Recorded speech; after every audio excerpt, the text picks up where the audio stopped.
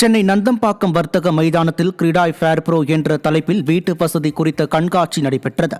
இந்த கண்காட்சியில் பிளாட்டுகள், அடுக்குமாடி குடியிருப்புகள் மற்றும் வில்லாக்கள் விற்பனை செய்யும் டெவலப்பர்கள் கலந்து கொண்டு கனவு இல்லத்தை வாங்குவதற்கான நல்ல சந்தர்ப்பமாகவும் SBI வங்கி வீட்டு கடன் குறைந்த வட்டியில் தருவதாகவும் தெரிவித்துள்ளனர். மேலும் இந்த கண்காட்சியில் நிலத்தை வாடிக்கையாளர்கள் சுலபமாக வாங்க வழி வகுப்பதாகவும் டெவலப்பர்கள் கூறியுள்ளனர். இது ஒரு நல்ல ஒரு சந்தர்ப்பம். ஃபேர் ப்ரோங்கிறது இது ஒன்லி நாட் டு செல் அப்பார்ட்மெண்ட்ஸோ வீடோ விற்கிறது மாத்திரம் இல்லை. இங்கே உங்களுக்கு டிரான்ஸ்பரன்சி இருக்குது, இங்கே ட்ரஸ்ட் இருக்குது. ஸோ நீங்கள் தாராளமாக இந்த எல்லா டெவலப்பர்கிட்ட இருந்து எந்த லொக்கேஷனில் உங்களுக்கு வேணும், என்ன பட்ஜெட்டில் வேணும், எந்த மாதிரி ப்ராப்பர்ட்டி வேணுங்கிறத நீங்கள் தெரிஞ்சுட்டு இங்கே பேங்கர்ஸ் கூட இருக்கிறாங்க. உங்களுடைய எலிஜிபிலிட்டி என்ன, நீங்கள் எந்த லெவல் வரைக்கும் உங்களால் வாங்க முடியுங்கிறது கூட நீங்கள் தெரிஞ்சுக்கலாம்.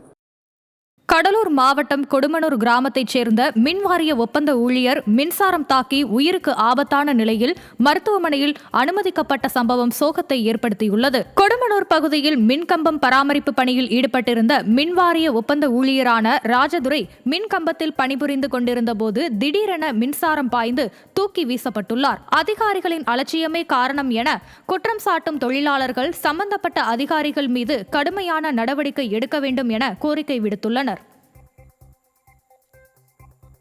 விவசாய நிலத்தில் காட்டு யானை புகுந்து அறுவடைக்கு தயாராக இருந்த மரவள்ளி கிழங்கு, வாழை, தென்னை மரங்களை சேதப்படுத்திய சம்பவம் அதிர்ச்சியை ஏற்படுத்தியுள்ளது.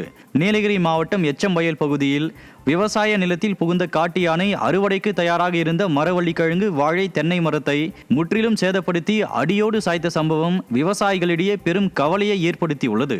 இதனிடையே விவசாயிகள் கடும் பாதிப்படைந்த நிலையில் வனத்துறையினர் யானைகள் ஊருக்குள் வராமல் தடுப்பது மட்டுமின்றி உரிய இழப்பீடு வழங்க வேண்டும் என விவசாயிகள் கோரிக்கை வைத்துள்ளனர்.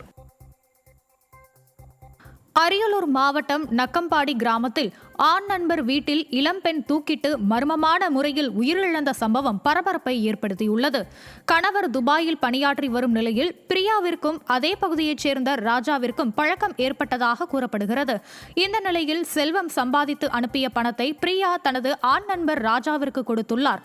இந்த நிலையில் கணவர் துபாயிலிருந்து வருகை தருவதை ஒட்டி பணத்தை தருமாறு பிரியா ராஜாவிடம் கேட்டதால் இருவருக்கும் இடையே தகராறு ஏற்பட்டு பிரியா தூக்கில் தொங்கியபடி மீட்கப்பட்ட சம்பவம் அதிர்ச்சியை ஏற்படுத்தியுள்ளது.